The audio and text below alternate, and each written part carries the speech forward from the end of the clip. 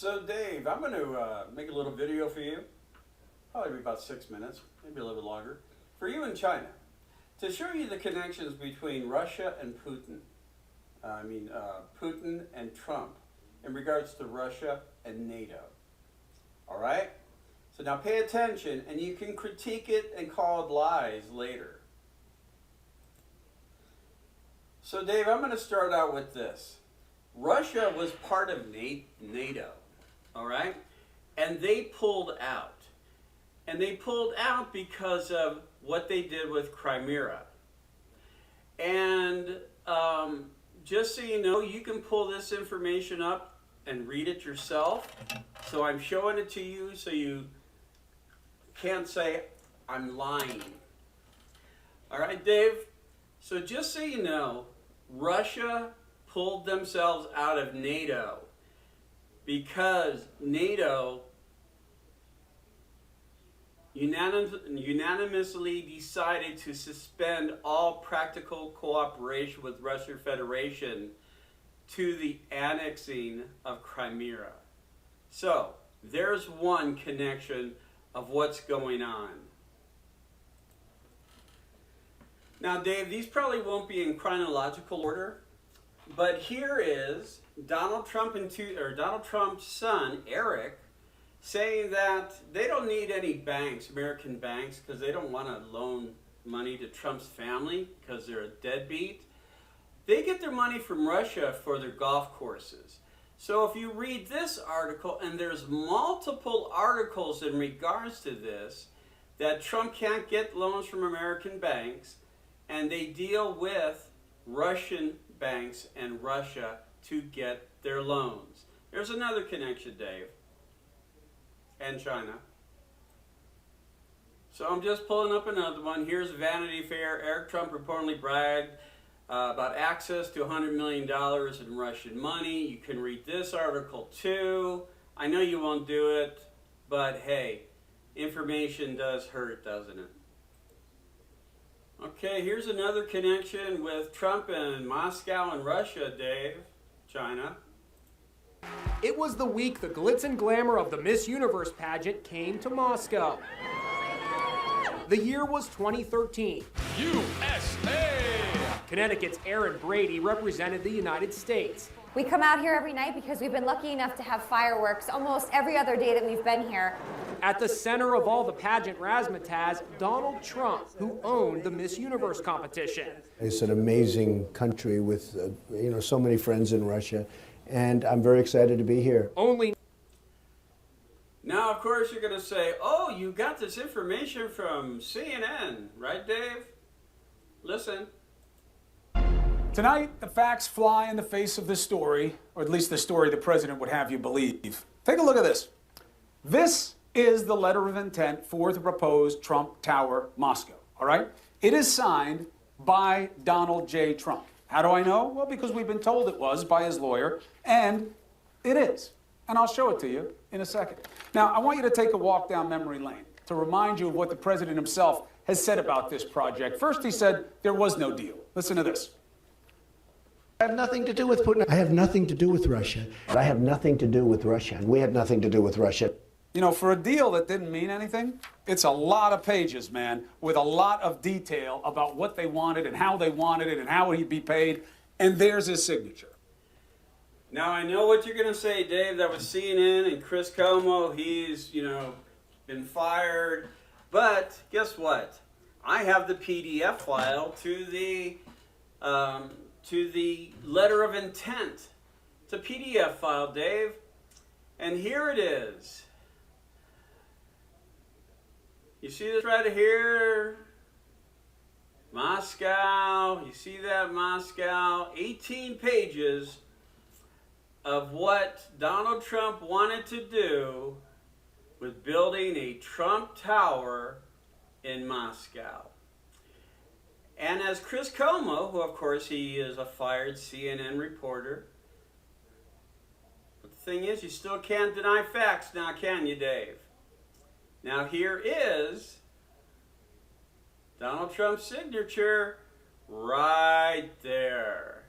So while he lied to the American people, Dave, saying that he didn't try to do anything, no connections. He lied, Dave. And verifiable proof shows that he lied.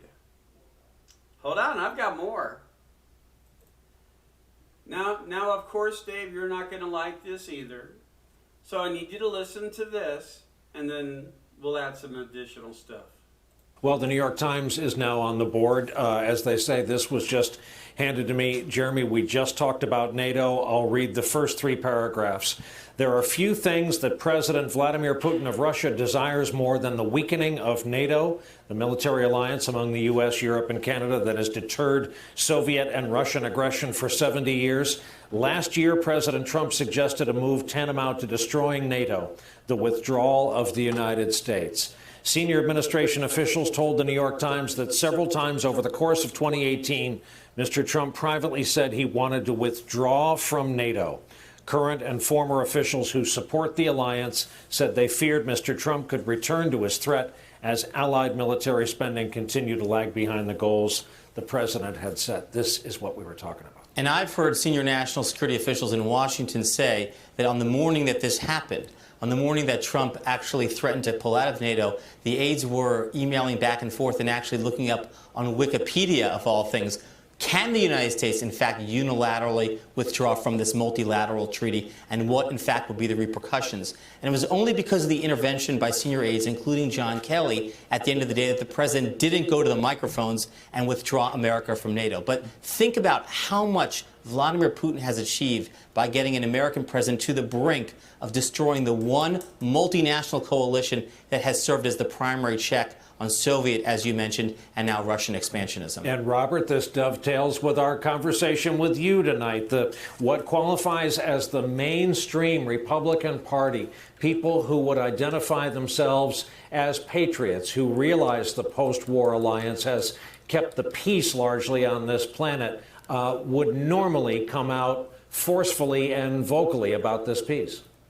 At first, many Republicans thought in 2017 that President Trump, along with Steve Bannon, were these nationalists who were taking over the government. Now, 2 years on, that idea has fallen away as Bannon's fallen away and others have left. And what they really are left with is a president who sees politics and foreign policy in the same prism he saw real estate, transactional. He always believes someone else is cutting a corner, trying to play a scheme on him or the United States. So he doesn't think about things actually in those nationalistic terms in the way Bannon does. It's about the transaction. If he doesn't see the money coming in from U.S. allies, he's prone to say to his own advisors, let's just get the heck out of NATO. And this has alarmed many within the administration, but again, stunned but not surprised by those close to him. You had something to add, Jeremy? Well, just that this is going to be a major flashpoint, Brian, between congressional Democrats and the White House, because they're going to want to talk to the interpreter. They're going to want to see the interpreter's notes. They're going to want to talk to the Rex Tillersons and even the current Secretary Mike Pompeo about all of these issues. But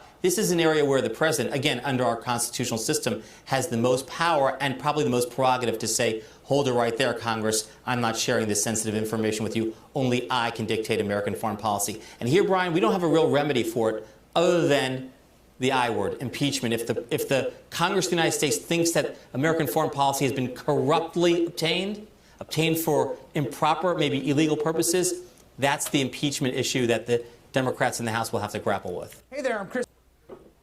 Now, Dave, I know what you're probably thinking in your head. Money. People of NATO aren't paying their fair share.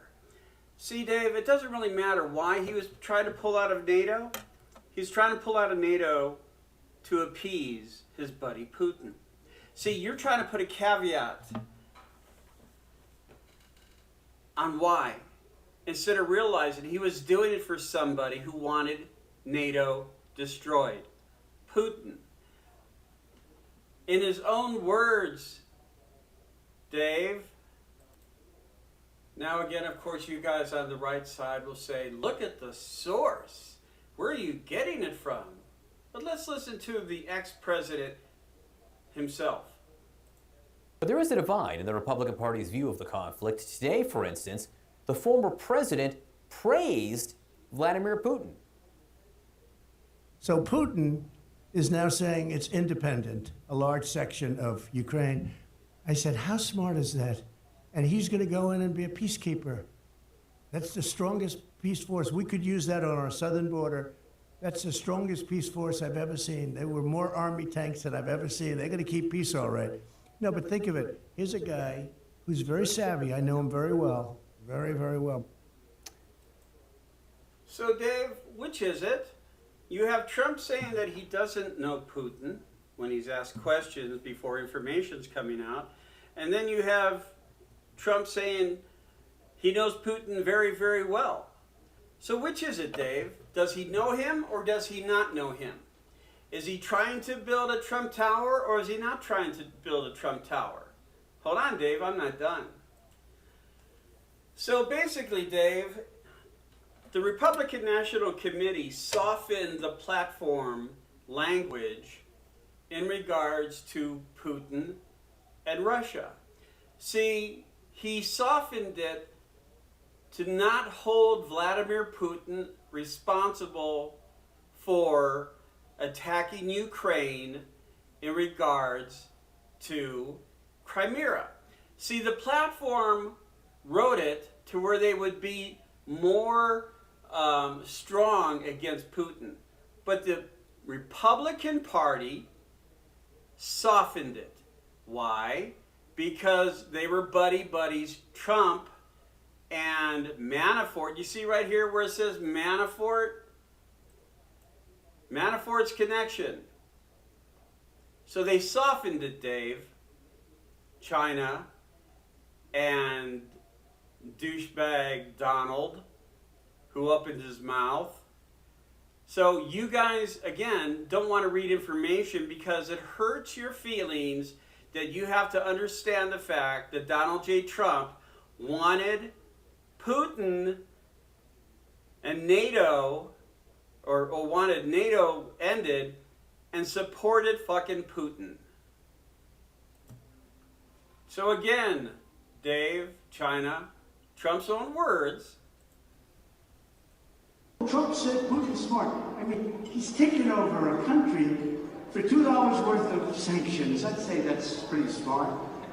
He's taking over a country, really a vast location, a great piece of land with a lot. So here you got an ex-president supporting the leader of Russia to attack NATO, Ukraine. Pay attention, here we go again. I know you don't like this shit. Could be a reason for that. In a second Trump term, I think he may well have withdrawn from NATO. How about that? In a second Trump term, he would have withdrawn from NATO. Again, you're saying it, because NATO's not paying enough funds. How about the related connection to Putin and Trump as friends, and Putin using Trump to end NATO, Dave? I think Putin was waiting for that. That signal had certainly been sent. Number one, NATO is obsolete. It's obsolete, and we pay too much money. They are delinquent. NATO is obsolete and has to be rejiggered. You had candidate Trump talking in this way, saying that NATO was obsolete, that he wanted to get along with Russia, that Russia was a superpower that we should take seriously and respect. I mean, that was music to Putin's ears. Behind closed doors, White House aides had to convince Trump to stand by NATO, according to the New York Times. I had my heart in my throat at that NATO meeting. I didn't know what the president would do. He called me up to his seat seconds before he gave his speech, and I said, look, go right up to the line, but don't go over it. So again, here you go, denying the facts or hit you smack dab in the face. You have other people other than John Bolton. You have news reports coming out that Trump wanted to end NATO, pull out of NATO. You have Trump supporting Russia. You have Trump supporting Putin.